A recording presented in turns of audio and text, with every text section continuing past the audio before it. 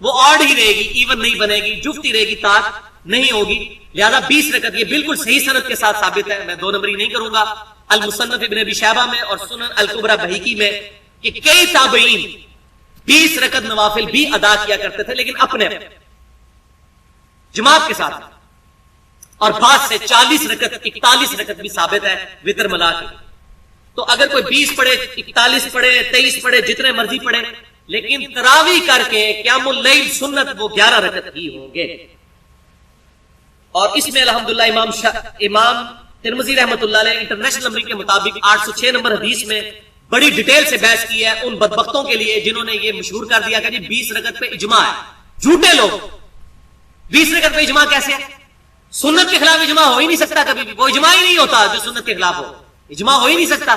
تو امام ترمذی نے 806 نمبر انٹرنیشنل نمبر کے مطابق حدیث کے تحت لکھا ہے کہ احمد بن حنبل رحمۃ اللہ علیہ فرماتے ہیں کہ تراویح کے بارے میں، قیام اللیل کے بارے میں رمضان میں مختلف اقوال ہیں، اس میں کوئی قید نہیں، جتنی مرضی رکھتے پڑھو. اور امام شافعی رحمۃ اللہ علیہ کا قول صحیح سند کے ساتھ مختصر قیام اللیل، امام محمد بن نصر المروزی رحمۃ اللہ علیہ المتوفی 294 ہجری جو پہلے 300 سال کے محدثین میں سے ہیں، انہوں نے قیام اللیل پہ کتاب لکھی ہے. اس میں 272 احادیث اور آثار جمع کیے ہیں. اس میں صحیح سند سے امام شافعی کا قول لے کر آئے ہیں کہ اگر قیام لمبا ہو اور رکعتیں بے شک مختصر ہو لیکن قیام لمبا ہو تو وہ میرے نزدیک قیام اللیل میں رمضان میں زیادہ پریفریبل ہے بجائے زیادہ رکعتیں پڑھنے کے.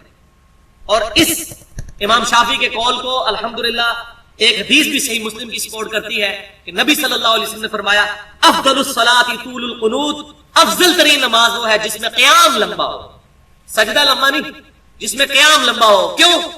یہ قرآن پڑھا جائے گا. یہ ساری گیم قرآن کے گھومتی ہے. یہ رمضان کا مہینہ بھی قرآن کا مہینہ، شہر رمضان الذی انزل فیہ القرآن. رات تراویح میں قرآن، قیام اللیل میں قرآن، دن کو قرآن قرآن ہو رہی ہوتی ہے اس مہینے میں الحمدللہ. لہذا امام شافعی رحمۃ اللہ علیہ نے فرمایا کہ قیام لمبا ہو، اور بالکل ان کی بات حدیث کے مطابق انہوں نے فرمایا اس میں کوئی تنگی نہیں ہے، کوئی جتنے مرضی نوافل ادا کرے، لیکن بہتر یہ ہے کہ نوافل تھوڑے ہوں اور قیام لمبا ہو. اب رہا یہ مسئلہ، اب انشاءاللہ مزید 10 منٹ کے اندر یہ لیکچر کنکلوڈ ہو جائے گا انشاءاللہ تعالی. اکثر پوچھیں جی حرمین شریفین میں 20 تراویح کیوں ہوتی ہے؟ اگلے دن ایک دیوبند کے مفتی کا مجھے فون آیا کہ جی حرمین شریفین میں 20 رکعت تراویح ہوتی ہے قیام اللیل رمضان میں، تو پھر اجماع ہو گیا اس پہ. میں نے کہا ماشاءاللہ یہ اجماع کی تعریف ہے کہ جو کچھ سعودی عرب میں ہو رہا ہوگا اس پہ اجماع ہے. اجماع وہ ہوگا جس کو پوری امت ایکسپٹ کرے گی. سعودی عرب میں ہونا، حرمین میں ہونا کوئی دلیل نہیں ہے اس بات کی. تو یہ میری پوری گفتگو قرآن و سنت سے دلائل پہ تھی کہ 11 رکعت ہے نبی صلی اللہ علیہ وسلم سے ثابت. اس کے بعد یہ ہمارا پہلا جواب ہے جو یہ کہتے ہیں حرمین شریفین میں 20 رکعت ہوتی ہے، وہاں بے شک 40 ہو. ہمارے لیے حجت کتاب اللہ اور سنت اور صحابہ کا اجماع. یہ تو تھا اصولی جواب. اب دوسرا جواب ہے الزامی، علم الکلام سے، جس کو پنجابی میں پکی کہتے ہیں. کیا حرمین شریفین میں خالی 20 رکعت تراویح ہو رہی ہے؟ اگر اس کا مطلب اجماع ہے تو حرمین شریفین میں رکوع میں جاتے وقت اور رکوع سے اٹھتے وقت رفع الیدین کیا جاتا ہے. پوری دنیا کے حنفی نہیں کرتے، تو اس پہ بھی اجماع تصور کریں. حرمین شریفین میں آمین اونچی آواز سے ہوتی ہے اور گونج اٹھتی ہے مسجد پوری، اس پہ بھی اجماع ہو گیا. یہاں بھی حنفی شروع کروایا ہمارے بریلوی اور دیوبندی بھائی. حرمین شریفین کے اندر اقامت اکیلی کہی جاتی ہے جو سنت ہے، صحیح بخاری اور مسلم سے ثابت ہے کہ آپ صلی اللہ علیہ وسلم اذان کے جواب، اذان کے کلمات 2 دفعہ اور اقامت کے 1 دفعہ تعلیم فرماتے تھے سوائے قد قامت الصلاۃ. تو پھر اکیلی اقامت میں بھی اجماع ہو گیا. حرمین شریفین میں فرض نماز کے بعد اجتماعی دعا کوئی نہیں ہوتی. امام کعبہ بیٹھ کے اور امام مسجد نبوی بیٹھ کے اپنے اذکار کرتے ہیں، کوئی اجتماعی دعا نہیں ہوتی. تو لہٰذا یہ بھی نہ یہاں کریں، اس میں بھی اجماع ہو گیا. تو یہ تو نہیں میٹھا میٹھا ہاپ ہاپ کوڑا کوڑا تھو تھو. ایک اصول ہے، ہم الحمدللہ کتاب و سنت اجماع کے ماننے والے ہیں، چاہے حرمین شریفین میں ہوتا ہو یا نہ ہو.